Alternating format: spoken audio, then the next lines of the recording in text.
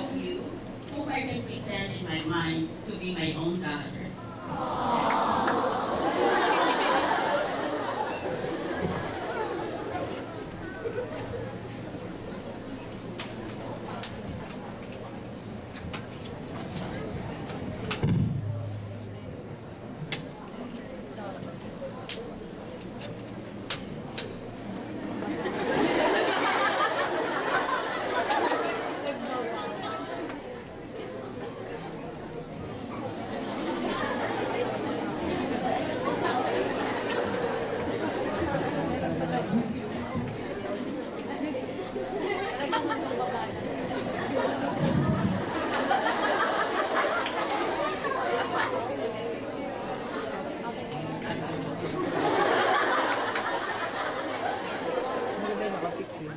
My staff are here, you're listening to me.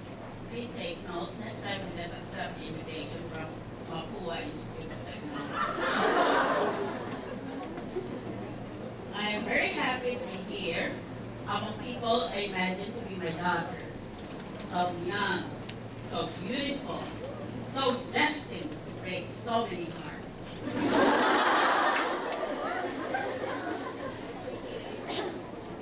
You have invited me for Communication Week, which is altogether apt, because there are so many forms of communication, not only to your generation, such that you have almost invented a new code among yourselves. Allow me to update you on these codes used in text messages. Pag nag-text ng never mind, the meaning actually is, ang slow mo.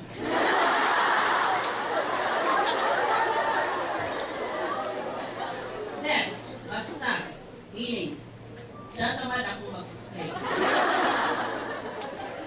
Text, okay, meaning, boring sa kausap.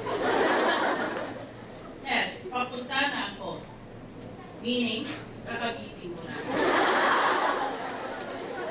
Text, kamusta, meaning, miss na kita.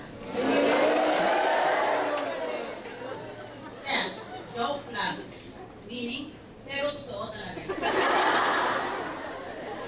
And finally, text, try ko, meaning, asa ka pa. Dahil ang Assumption College ay isang Catholic school, dapat pumili kayo ng boyfriend na mabait at makadiyos. Siguraduhin lang ninyo na hindi siya nagmimisa.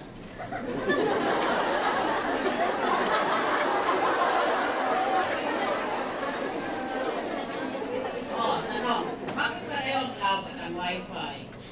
Pareho silang invisible connection. Pareho silang dahilan para magkaroon ng boyfriend. Malungkot kapag nawala sila, lalo na kung sabay.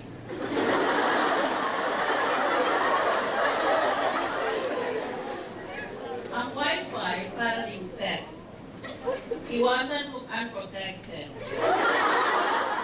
Mas lalo mag-ingat kung in public.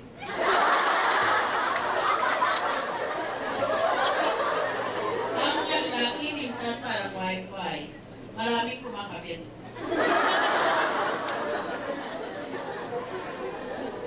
I'm not entirely a stranger to the campus of Assumption, at least Assumption Iloilo. My baby sister, who is now in The Hague and is practicing as a lawyer there, finished grade school in Assumption. And my other sister, who just finished her second term as Commissioner on Higher Education, she's here with me, Dr. Nenalyn Defensor, was principal of grade school in Assumption Iloilo for 7 years. So I credit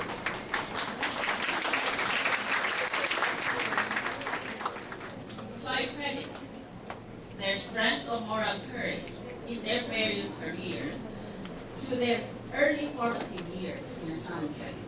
I also have many good and close and respected friends from Assumption. One of them, for example, is Isabel or Mary Bell Ongpin, who was valedictorian here. Another one of them is Gloria Macapagal Arroyo, who was similarly valedictorian here. When I was asked, why are you going to become an ally, President Arroyo, I replied, because he's the most intelligent that I can see around me. It is only too unfortunate that he is now detained in hospital. I do not always agree with the government, although I hope that I can always support a sitting government. I don't agree with the case of Mrs. Arroyo because normally, as a former RTC judge, as a lawyer, I'm very, very conscious that every person is entitled to his freedom. In effect, that is the buzzword of democracy. And the only reason why the rules of court prohibit a person from going free on bail while the case is pending is that the person has a very high probability of jumping bail, meaning to say, running away so that he will not serve his sentence. But in the case of Mrs. Arroyo, there's no such possibility. I've seen her in person. She's extremely thin, and I'm deeply worried about her health. In my view, she might die any time. She's so thin, you cannot believe. She's thinner than Jennifer Lawrence. So I hope that this administration, no matter what the fact might be about her case, which I've not studied very carefully, will at least grant her the ordinary liberty of the ordinary citizen. And when I was immigration commissioner, I purposely made it a condition for accepting the post, that one of my associate commissioners should be a valedictorian of Assumption College. Her name is Regina Padilla Heraldez. And she helped me in that most corrupt of agencies of government so well that eventually I won the Asian Nobel Prize called the Magsaysay Award for Government Service. So there are many good things that are produced by Assumption College. And it is the least I can do to come here at a time when the Senate is going to go into session at 3 o'clock this afternoon. What I tell you is no great sacrifice to miss the Senate. In the Senate, I'm always bothered by the suspicion that I'm surrounded by idiots.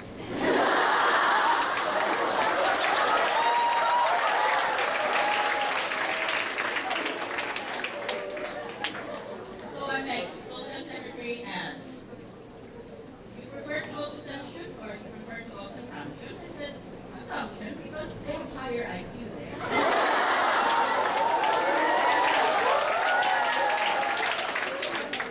And I would like you to know that I was present during the ceremonies in Rome in the beatification that eventually led to the canonization of the founder of Assumption College, Saint Marie Eugenie of Jesus, founder of the Religious of Assumption. President Arroyo and I were standing very close to the Pope, but we're not close enough. He had a canopy over him, and we didn't. So we got soaked in that very heavy downpour during her canonization. And I just remember coming over here that I haven't prayed to her yet. Since I've been, for over a year now, inflicted with chronic fatigue syndrome. Ikaw ka naman ang paligid ng mga senador na yung mga politiko na yun. Chronic fatigue. So this evening, I will pray to Saint, I just remember, I should pray to Saint Marie Eugenie. If I get well, then I will remain in politics and threaten them all with death instantaneous. If I don't get well, then maybe I'll just go to the International Criminal Court.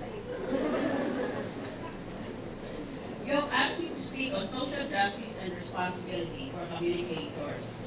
Good governance is founded on the participation of civil society in the government's decision-making process and in instituting the rule of law. Don't anticipate it is going to be boring. Pag-usapan kasi natin ang batas. Akala niyo kung sino kami kagalang-galang at kahanga-hanga ng mga senador dahil Amerikana kami at palagi kami naka-make up hapon-hapon lumalabas kami sa television. Actually, hindi sila nakikinig. Marami sa kanila hindi nakakaintindi kung ano pinag-usapan. Halimbawa, tatanong ko sila kung voting na. Kasi pag voting, natawag yung pangalan mo isa-isa alphabetically. Eh, yung una ko palagi dahil hindi ako Defensor Santiago. Tapos yung mga later on in the alphabet, you always ask, Miriam, ano bang boto natin, yes or no? So I'd say, for example, I voted yes, and then they would always whisper among themselves, yes tayo, yes tayo. That's why I sometimes act like that. You have to understand the context in which I'm performing. Kung minsan naman, late na siya dumating, si Senator. Tapos tatanong siya, ano ba pinag-usapan ngayon? May pagkaperahan ba tayo? Nakaalis din siya. It's even worse in the House of Representatives. So do not be intimidated by these high words, democracy, liberty, permissiveness, authoritarianism. These are carried out by people exactly like you and me. There is no need to be intimidated by these lawmakers. If they took the entrance exams at Southern College, I'm willing to bet 70% of them will fail. That is why I will explain, very necessary that you people should come out in the marketplace of ideas, in the open market, so to speak. UNESCO posits that good governance will flourish if people actively fight corruption, defend human rights, demand transparency and accountability by government, and look for ways to reduce poverty in our country.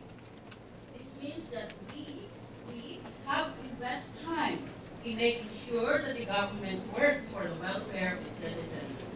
Going to the streets, sending letters to errant officials, commenting on social media sites. All these are ways of participating in the political process and in ensuring that the government does its job. If we want change, we have to work for it. You may think that you are just a student whose voice is too small to be heard, but if there are enough advocates and like-minded individuals, the government will be forced to listen to the people. Yun ang problema kasi dito sa mga mayabang ng mga senador at congressmen. Sabi nila, nandang kami, kailangan elected kayo. Nobody pays attention to any of their voices. That is, from the very beginning, an erroneous assumption that they are entitled to something. The sense of entitlement is what makes our government corrupt. Remember, in the past, these marching voices were even able to topple two Filipino presidents who failed to listen to the people. I respectfully encourage you to broaden your knowledge of what happens outside your school. By knowing more about your surroundings, you will be able to formulate opinions and make informed decisions when participating in the political arena. Getting involved in social issues will lead you not only to sympathize, but also to empathize with others and to see their problems as your own. Each man's death diminishes me, said Floyd. For example, you may think that human rights violations, such as the killing of journalists, is not your problem. But you must remember that the guarantee of the inviolability of human rights, such as the right to life, freedom of speech, and access to information is a precondition for a functioning society. Stop right at now. In addition to the microphone system, we have the mic.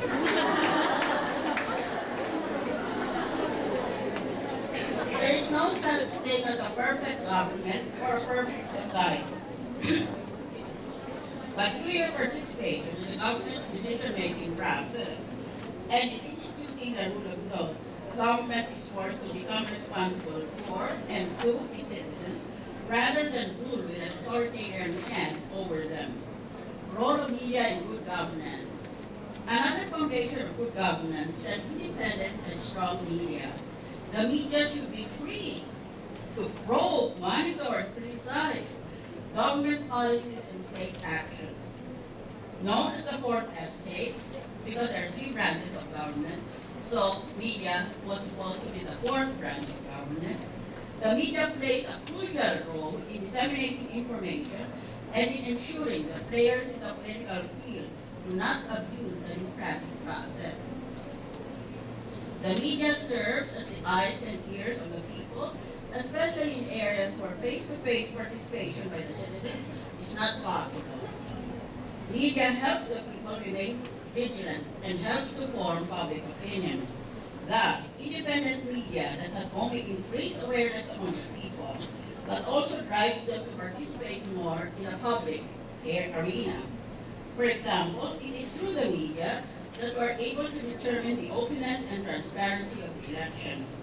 It is also through them that we found out about the pork barrel scam. Pero mo yun pala, kahirap-hirap kumita ng pera. Once you start working in the career market, you realize that just finding a job is an effort in itself. Pero tingnan mo, ginagawa nitong mga low IQ na ito. Low lives. Una, sa House of Representatives, ang pork barrel nila, 70 million a year. Pork barrel means a lump sum of money that you can spend as you like to help the alleged poor. Normally, in their definition, the poor is his wife, his mistress, or himself. Basta 70 million yan. Ngayon, isipin mo lang, meron kang 70 million. Pero kung hirap kitain ng 70 million, 7 million is already a desperate search. 70 million pa. At, maliban dyan, sa 70 million na yan, wala silang accountability. At normally, nung bata pa lang ako, tagap na ng publiko na kinakaltas ng congressman sa distrito niya ay 10%. Kaya nung panahon na iyon, pag tinawag ka na 10%er, nakakaya na yan. Tatay niya 10%er.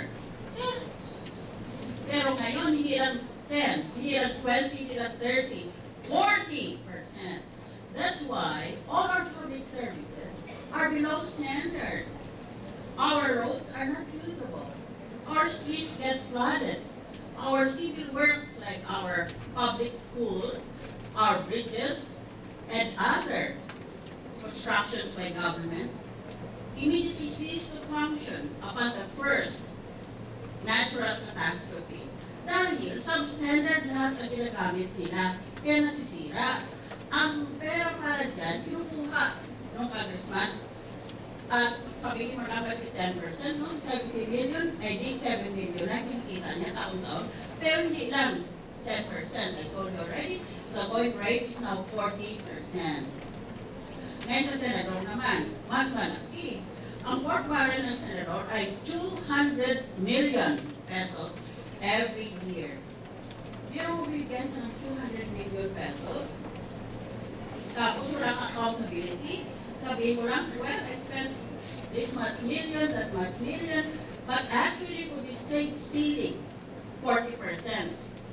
Kaya they can no longer be defeated when they run for election sa dami ng mga kickbacks nila. That will be your problem. After college, some of you might be so civic-minded that you might be compelled to join the political arena. Pero paano ka manalo? If you're an honest person, if your parents earn their money honestly, you can spend 500 million, much less 1 billion, 2, 3, 15, 20 billion, just to buy the voters. Dahil natural, pag nag-invest ka, di kailangan papuwiin mo yan pag nanalo ka. So it becomes a vicious cycle. Anyway, gano'n ang ginagawa nila. Noon, may proyekto sila, pero substandard, dahil kinakaltasan nila. Ngayon, hindi na talaga sila nakakaltas dahil wala ng proyekto talaga. Wala ng kalsada, wala ng tulay, wala ng eskwelahan. Naghatian na lang sila ng NGO. In the first place, NGO stands for non-governmental organization. That means they're not part of government. So why are they so active in spending government funds? That is inexplicable. At ang senador, hindi na siya nakikipagtawaran pa kung 10, 20, 30% ang kaltas niya, or ang kickback niya, or ang commission niya. Kung hindi, the pork barrel, let's just say 200 million, 100 million ka NGO, 100 million akin, tapos wala kang makikita. That is why what is happening today before our eyes is going to be one of the most crucial landmarks of political corruption in the history of our country. Our leaders are robbing us blind. And nakalabas pa rin sila sa kulungan hanggang ngayon. Nangahamon pa nga eh. Galit pa. Hindi na talaga ako makatiis. Dahil kapag tapangan pa, sana mahiya naman sila. Hinahamon ko ng debate sa aking campus sa UP, ayaw. Hinahamon ko ng suntukan, ayaw.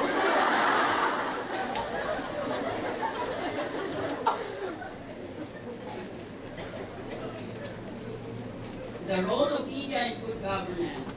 Another foundation of good governance is an independent and strong media. As I said, the media determines what is newsworthy and what is not. Here we come to another problem.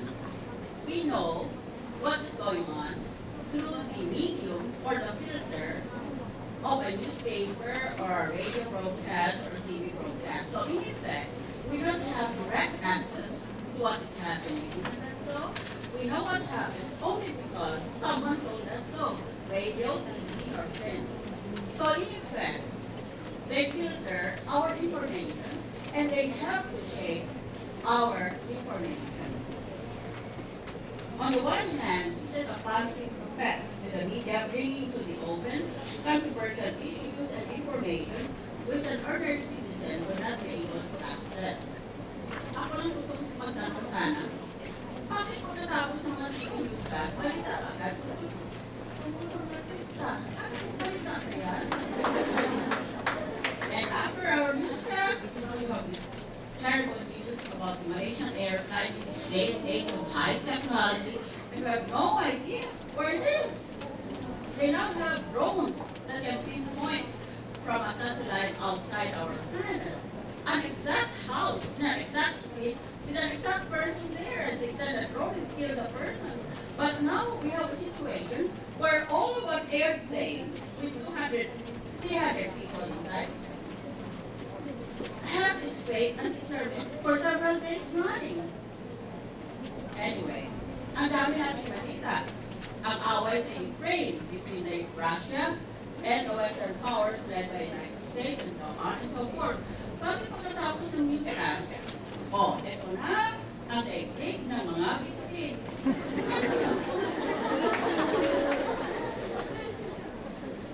I don't think that is a sense of social responsibility. Tapos, pumakurap na kayo lista. Nang nababasa mo, nanghihilot ng tao na kurap. Dahil meron silang reporters or editors na kung bayaran mo, pupurihin ka beyond recognition o kaya sisiraan sa laban mo na to the extent na kung ano sinungaling ang ginagawa nila. Pero, ang media itself is not an all-powerful entity. Some of the obstacles you have to face are censorship, denial of access to government information, restrictive laws, heavy fines, and even imprisonment for reporting against the government. I remember when I was the youngest RTC judge in all Philippines, a case was brought with martial law against students of UP and Ateneo because they had a street demonstration, and they were all issued warrants of arrest and sent to jail at the time when they were about to take their final exams for graduation. I heard that case morning, noon, and night. Today they're asking, can you ever finish the case against the pork barrel thieves? My answer is yes, you can, if the judge is determined. What I did was, we set aside all the cases, and you heard all the witnesses morning, noon, and night. And you can finish it in 2 months' time, as I did. I ordered, as a judge, that even if it was martial law, the Army should release some 15 students of UP and Ateneo because when the civil government walks in, the military government walks out. That was my encapsulation of my decision. Always should have a civil government. If there's any inclination of a direction of our march toward military government or martial law, we should always oppose it. Power of social media. Social media encourages participatory democracy.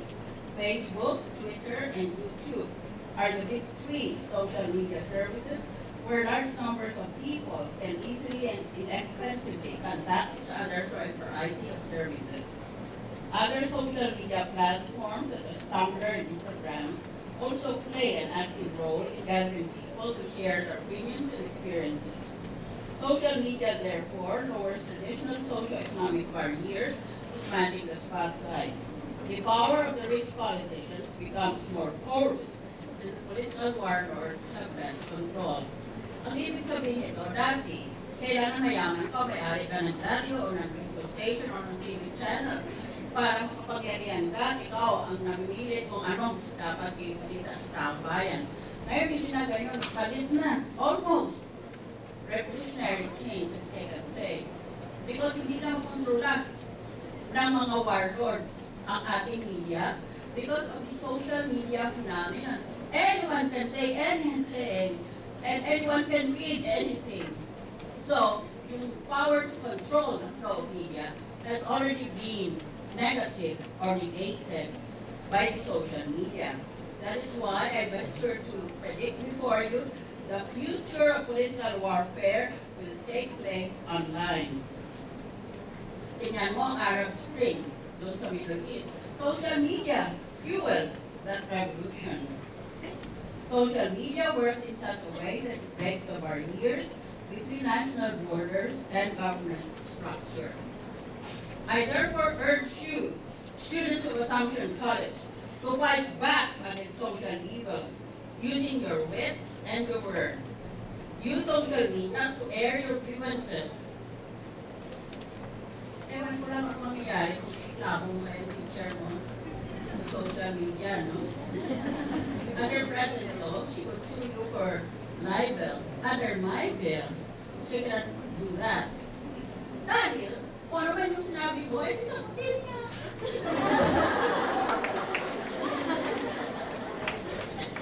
Be the tide that will cleanse the Philippines of the corrupt and the useless. Corrupt na useless pa. You can do this by posting content that does not only inform, but also entertains and motivates. For example, create memes against the plunderers in government and create infographics showing how much embezzled money by government officials could have been used to fund social services and public works. Learn graphic design, videography, and programming language. This way, you'll be equipped in creating riveting content that will arouse, organize, and mobilize the masses. Kaya nyo yan, bata na kayo eh, subukan nyo. Some of you might grow up to become like Gloria Arroyo, who was valedictorian here, become president of the Philippines. So, pay careful attention to your teachers. During the dead of night, when you're faced with the choice of becoming an honest public official and going down revered in Philippine history on the one hand, and a choice to become one of the richest but the most reviled people in Philippine history, during that time of decision, your Assumption College education will stand in good stead. For remember this, if you do not remember anything else from my speech, life is a consequence of our moral choices. You make a moral choice today, you make a moral choice tomorrow, and all of that will later on add up to become your life. So remember, life is a consequence of our moral choices. Social libel. I'm not going to go into this very technical detail, except to explain that I am against the present provision of the law upheld by the Supreme Court that you can commit libel on the internet. You can commit libel provided that you cannot be sentenced with a prison penalty. libel should only be confined to the payment of damages. That is a technical question, but otherwise, I am against upholding the criminal libel provision in the present cybercrime law, because in the language of constitutional law, to which I have dedicated myself, it violates the so-called void for vagueness doctrine and the so-called overbreadth doctrine. Dapat, pabayaan mo natin because, as a very famous man once said, the truth will always set you free, and the truth will always emerge no matter what you do. So just go down to the level of the marketplace, stop staying under ivory tower, looking down on the masses. Go down to the masses and engage with them. People are smarter than you think. Look at me, for example. I should, by all accounts, have destroyed myself by all I'm doing in politics. But I've always had the support of young, idealistic people. That is why I find for myself the courage to fight back. Because I know that I'm addressing an intelligent audience that is often underestimated by my opponents in politics. So I have filed a new bill to repair and amend the objectionable passages of the present online bill.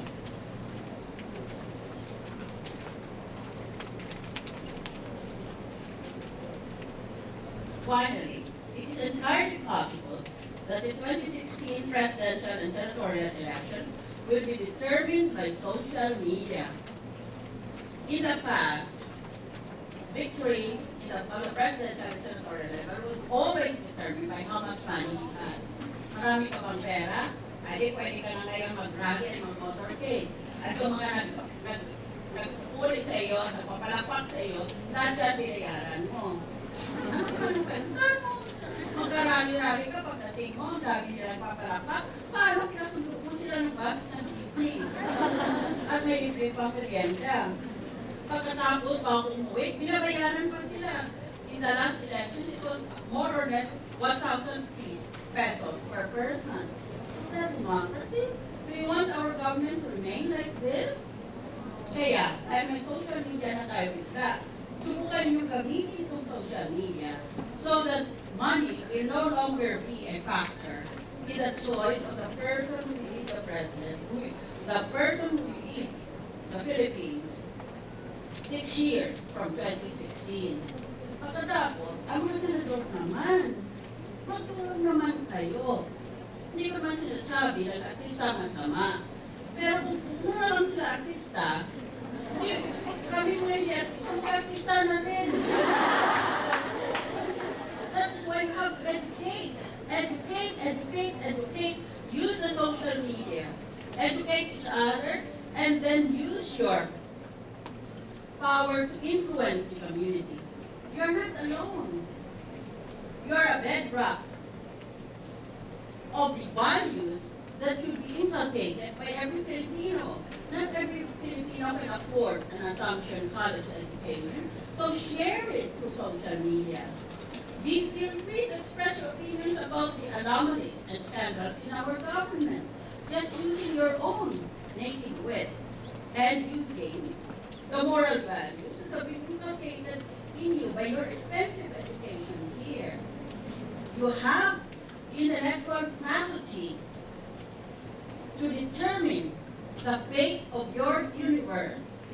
When the Bible says that man was created in the image of God, hindi yan ibig sabihin kamukha ng lalaki ang Diyos, kaya mga babae.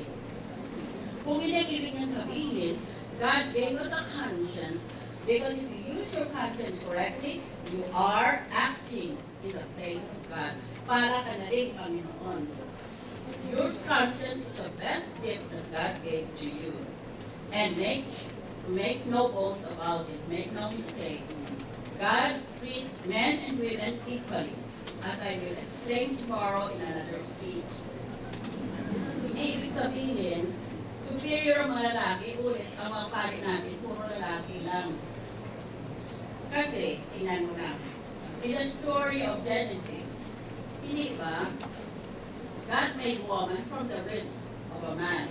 So at least woman is made from man-made materials. But how did God create man? He picked up a clot of mud and built on it. So at least, while women are made from human material, man apparently comes from mud. Therefore, not superior.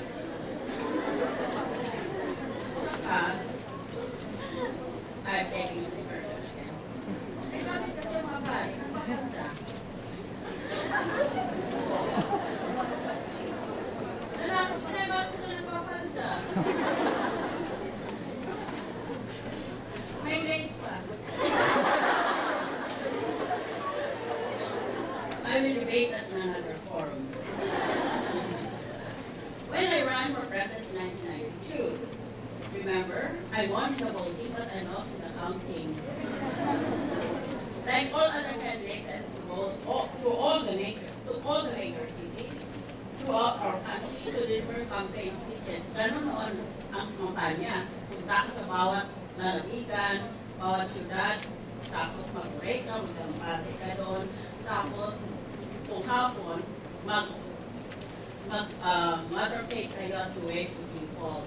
Don't you know whether those people like her, not like you, but they keep on waiting like a fool. Buti ngayon, because of social media, hindi na kailangan masyado yung campaign rally o yung motorcade. So it will be easier for you to join the political movement. In my case, I had no money, so I had to rely on the youth and energy of my youth volunteers. Halimbawa, I could not afford to build a stage or even rent one, so my youth volunteers would just go to the lumber yard, beg for rejected lumber, and then build it themselves. It was do-it-yourself campaign. That is why we often crash to the ground because our platforms were not sturdy since they were built only by youth volunteers. Many times, bumagsak ko sa lupa dahil hindi pala malakas ang paggawa ng aming platform. Pero nagnaanan ko. But today, social media has changed the rules of the game. There will be less rallies and motorcades. Natural, dahil marami palagi ang pera, ang kurap na magnanakaw. Mas marami siyang pera, nasa honest. Kasi wala na siyang konsensya, kung nanakaw lang siya nanakaw. So, pag kampanya na ngayon, marami siyang reserve na pera, ang kalaban niya wala. How are you going to win in that kind of a situation? I did. Call on all your internal resources. Call on your God. Do not hesitate. God is not a theoretical concept. God is what is happening in our life right now, even as we speak. There's a spark of the divine in the chest of everyone who is listening to me. Listen to that spark. That is your divine spark.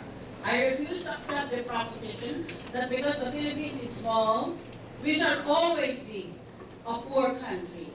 This is one of the richest countries in the entire planet. If China is so adamant about getting our part of the seas, which it has named the South China Sea, although we have named it the West Philippine Sea, it's not because of the fish. It's because of what lies under the sea. On the seabed, there are untold stories of fortunes that would be made from the oil and the natural gas under the West Philippine Sea, plus all the materials necessary for industrialization.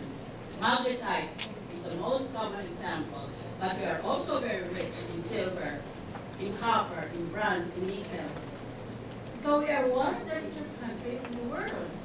One day, when we are all long gone, our successors will wonder that we ever doubted ourselves, because we have been gifted by our God with one of the richest treasure troves of natural resources in the entire planet.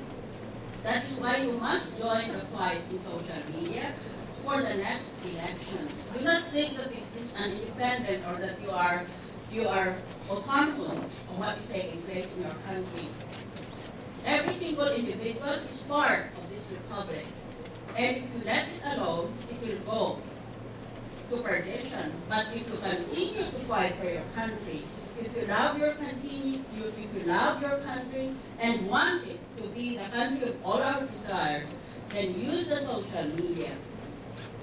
Finally, let me just say this. Most recently, we had a Senate public hearing on a person who is said to be a witness in the Pork Barrel scam. His name is Dennis Cunanan. He's the director of the Technology Resource Center. Ngayon ang pagtatanong ay, pwede ba siya mag-state witness? Ang state witness ay, akusado siya, pero dahil takot siya, naparusahan siya, makulong siya, sabi niya, sasabihin ko na lang ang totoo. Basta, huwag na niyo akong litisin pa. That is a state witness. In effect, acquitted na siya, but ang sabihin niya katotohanan sa krimen niya. Kaya ang sabi ng ibang senador, hindi siya pwede mag-state witness. Dahil, napapatunayan na tumatanggap pala siya ng pork barrel commissions or kickbacks. Walang kwenta pala siyang tao. Kaya hindi siya dapat state witness. My answer is this. Under the rules of court, Rule 119, Section 17, a person, an accused of a crime, can become a state witness and therefore the state will no longer subject him to trial but in effect will declare him to be acquitted of the crime provided he meets 5 characteristics, and one of them is that he should not be the most guilty. That is what the law says. Provided that it appears that the person is not the most guilty. Ngayon, mas komentaryo dito, nakakamali sila. Akala nila, not the most guilty means the least guilty. Nagkamali sila. They do not understand fully the ramifications of the language used by the law. That is why, young ladies, when you take, if you like analysis and if you like discipline of thought, you should take up laws. It is true that in law, every word matters. And it is also true that law is nothing but a series of technicalities. People are always saying, bakit itong mga abogado kahiling nila sa technicalidad? That is because these technicalities are the result of centuries of human experience. That is our experience in finding guilty those who have committed a crime and in acquitting those who have been wrongly accused of a crime. In any event, this Cunanan mini controversy stems from the fact that although the law says the person should not be the most guilty, those who are commenting are thinking that what the law means is the person should be the least guilty. So there's a mistake there. In my view, Cunanan, even if he may have been caught telling a lie, he is qualified to become a state witness because of a long line of decisions made by the Supreme Court. When we have a law in a book and we're not sure what it means, and there's a case decided by the Supreme Court, that case should usually explain what the law says. And that is what I mean when I say that in a long line of cases, the Supreme Court has already ruled that even a person is caught telling a lie, he can still be a reliable witness. Anyway, that is a technical point. And I just wanted to bring it up because it also involves the subject matter of our subject matter this afternoon, communication. It's just a failure of communication between lawyers and those who are laymen and cannot appreciate why the law is so technical. So let me conclude. It is extremely difficult to stop corruption and poverty in our country.